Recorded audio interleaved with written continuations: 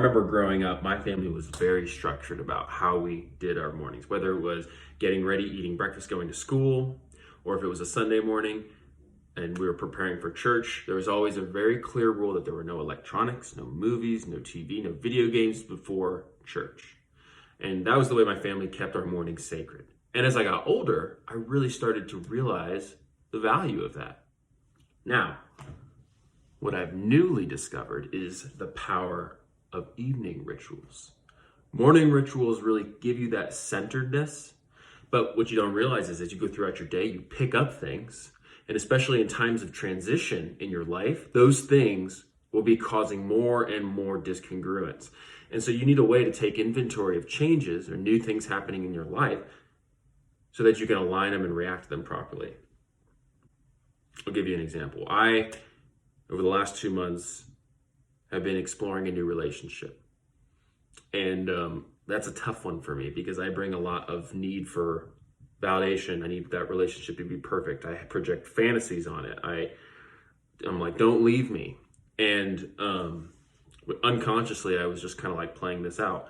And so, as you can imagine, that hasn't worked out very well. And now I'm taking inventory over those last 2 months of what I could have done to catch this sooner, to realize what I was doing. What I realized is I had been doing my morning rituals, but I hadn't kept with my evening rituals. What was keeping me accountable to my highest self? Because the self that walked through the day, each time he went out, was getting a little bit more twisted. So what I started doing in the evening is I had a journal format. Are there any apologies I need to make for today? Are there any ways I acted that doesn't align with my truth, my center, my boundaries? Were there any areas in today, any disturbances that I wasn't looking at, patches of avoidance or denial? These quick journaling prompts really would have helped me ground into what my highest self is seeking in ways that my physical self is kind of acting out or maybe not aligned to that a little bit. So things like journaling in the evening can be great. Things like prayer. Sometimes we go to prayer for wishes, for expectations and hope.